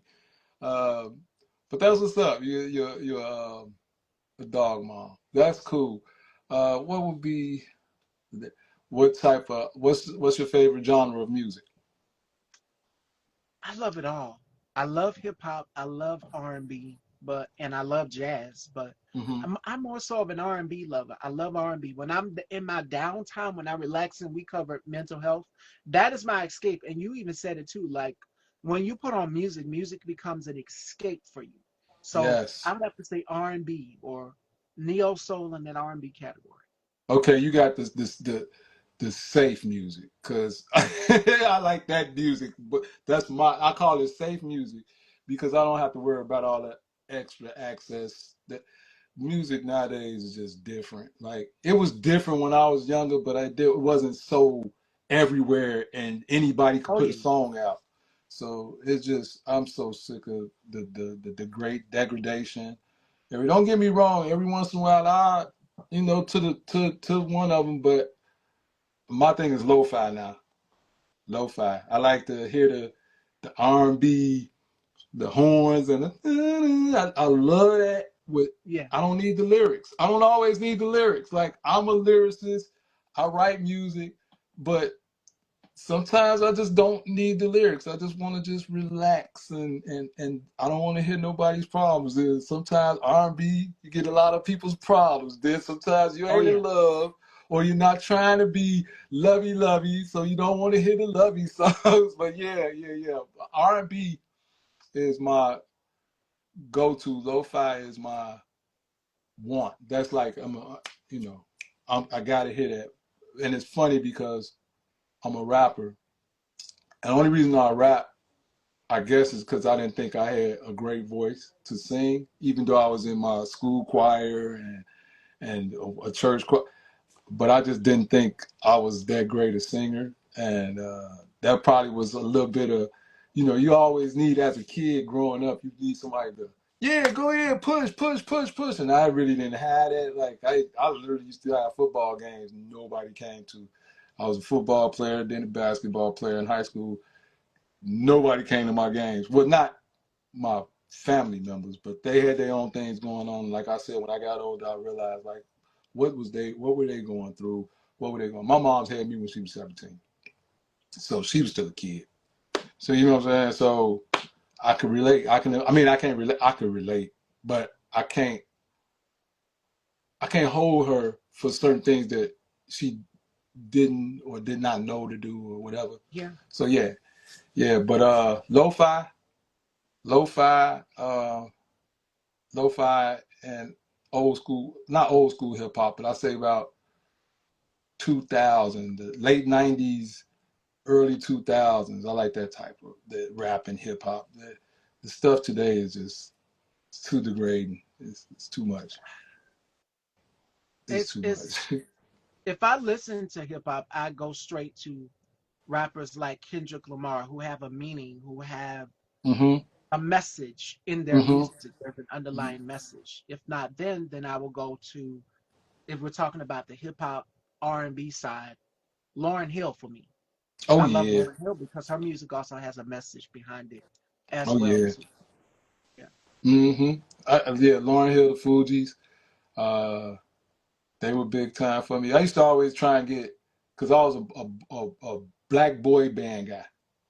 Like when I was in grade, I actually got a video on Instagram where me and four of my partners did we did ABC, the group ABC. I don't know if you know them. Like Another they Bad were Creation. another Yes. bad creation. Yep. We did ABC, which was a riot because you're talking about 17 and 18-year-olds dressed up like little kids, like they used to dress, but we playing the kid role. And we did I Will Always Love You by True. Like, Yes. yeah, yeah. So, we was some lip syncing fools. Oh, and we did Poison as well. So yeah, that was my I was the boy band. Like I used to like that boy band R&B. New Edition. I remember this group here in Chicago. I think the lead singer just passed.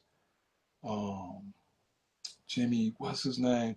But they had come to Cabrini and they were out there singing just a cappella. And that's when I kind of figured I got a little voice, a decent enough voice to hang. And Three Piece, the group Three Piece. I don't know if you heard of them before, Yes. but they were there just hanging out, and they had come from the west side of Chicago. West side, Cabrini is pretty close. It's just like a couple miles um, west to get to where they were. They came and they were back out there a cappella. And I was playing basketball and I came over to the fence. Then I came around and then I just started joining them. And I'm just sitting out there singing.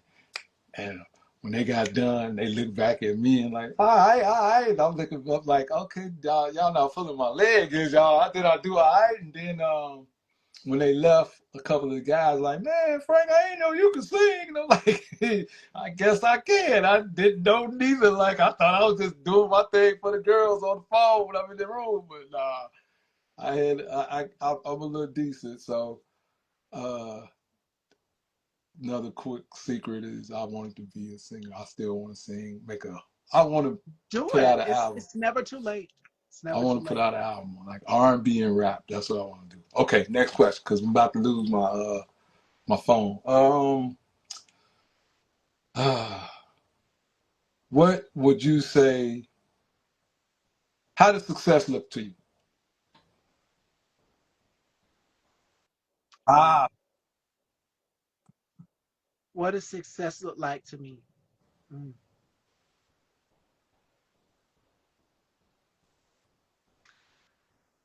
For me, success is being able to spend your life fulfilling your dreams, fulfilling everything that God has given you a gift to do. I've always wanted to host a talk show at a very young age. And I can remember reading everything from the phone book to my grandmother would get the little, you guys know the Gerber life insurance. Those little things helped me along the way Mm-hmm. to help me be able to read and be able to speak in front of people. So my grandmother instantly knew because there was one day we were sitting in the doctor's office and it was Ebony magazine and Tony Braxton was on the cover and I blurted it out and her name was on the side and I said, Grandmama, look, it's Tony Braxton. She just said that baby can read. I think my mother was on the other side of me. I would have been like 8 years old. And it's those little things right there that give you a clear indication of what your success and your star power will be in the long run. And for me, this is going to be an amazing, amazing journey. My star is going to continue to shine so bright and impact and empower so many different people. So, success for me is being grounded, having a certain level of humbleness, having a certain level of groundedness, if that makes sense, being grounded and Mm-hmm. being supported by the ones that you love. So it's those little things right there. I could easily say success for me is having it all, having a talk show, having a lot of money, all of that. No, no, no, no. It's not all of that for me.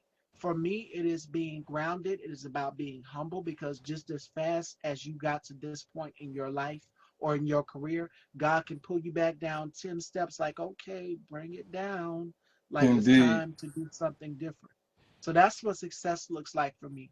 Being able to know where you got at that point in your career and being able to know how far you got there, what you had to do, those moments where it was like, I got to go back to the drawing board. So that's Right. what success looks like for me. Remembering all of those things every step of the way. Right. I like that. I like that. I can feel that. Understood. Yeah. Yes, yes, yes, yes. Excuse me. So, Ashen Dolls, I can't keep Frank. I don't want his phone to cut off on me, but this Right. I don't want conversation that. was so amazing, and I would love to have you back. Your story is powerful, and hopefully, because you got so much love in the comments, you guys, some of your followers started following me. Thank y'all All for right. tuning in and That's what's up. engaging in the conversation. They were saying, "My bro." I'm gonna read some of the comments to you. Shout Okay. outs to my brother K Tukes, uh, Rob C. Yes, Rob Nah. C. Shadow. Life says great interview, dog. Oh Um, wow. Miko MC. Yes, shout outs to beautifully diverse fashion. Yes, Miko Mac 93 says, bro, so you're getting love. Throwed FR underscore. Thank you. Thank you all so much for your love and your support. And I see official Ant Dog. I used to watch that stuff too. So again, that support system of people rallying and coming behind you and supporting you 100%. So Yeah. before we let you go, because I can't keep you long, what's next in your chapter for you and what gems would you give to people along the way Okay. on their beginning, on their journey? Say that again. I'm sorry. I was somebody was. Yes, I was saying, what gems would you give? Because you said from 17 to 45. What advice would you give to people on starting their journey and their acting careers or whatever it may be? Um. Make a plan, Yes. and then plan in that plan include reflection time.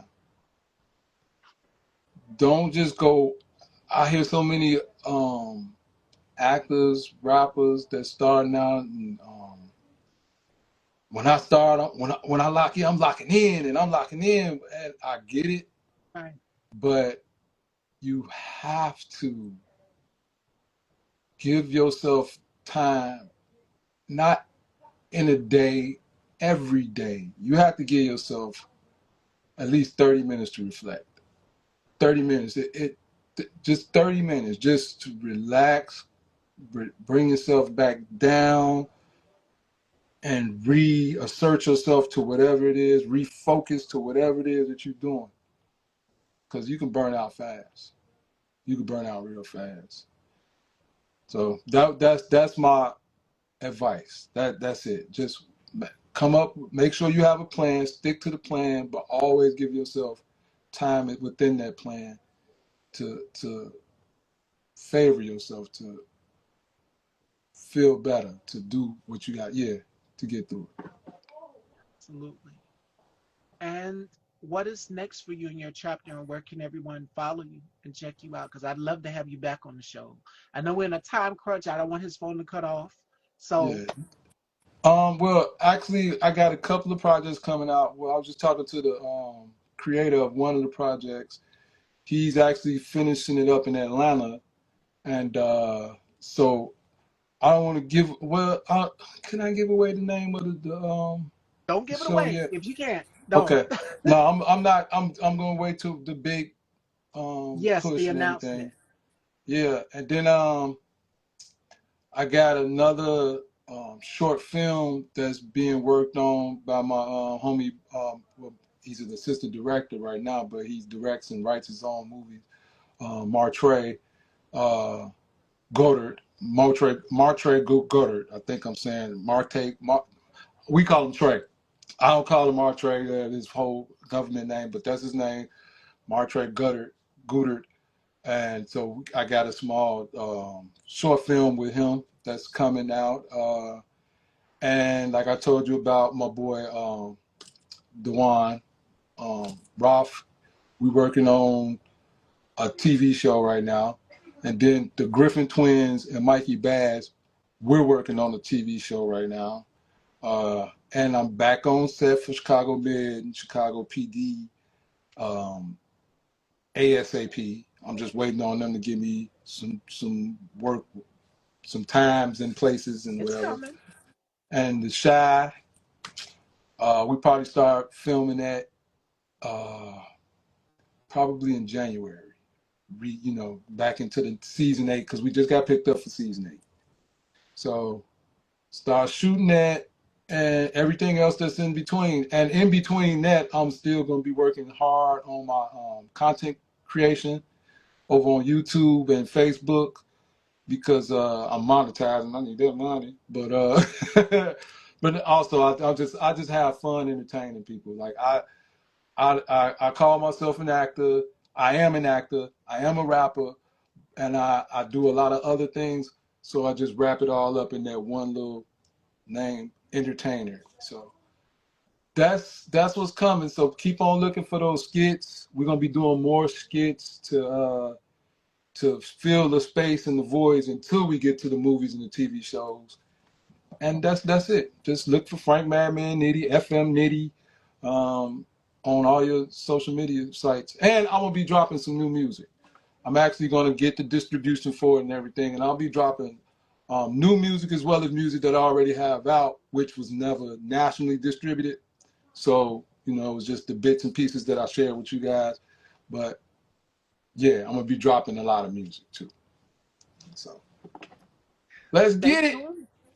Absolutely. Stay tuned. Again, congratulations on everything that you have going on. I'm so proud of you. And thank you for being transparent and sharing your story. And me also as well, too. This was a great conversation, and I would love to have you back on again. So make Definitely. sure you guys please go and follow Frank. Make sure you guys please go and subscribe to his channel. Check out everything that he's working on and stay tuned. More in the horizon and more to come. Another amazing actor joins me tomorrow. We have Dwayne Cottle. So just like we had fun today here with Frank, we got another comic and artist coming in tomorrow, Dwayne Cottle. So I'm going to try to keep my composure and try not to laugh. Dwayne from the group home. So make sure you guys join me tomorrow. I will see y'all then. Till next time, Fashion Dolls. Take care, everybody. All right. God day. You too.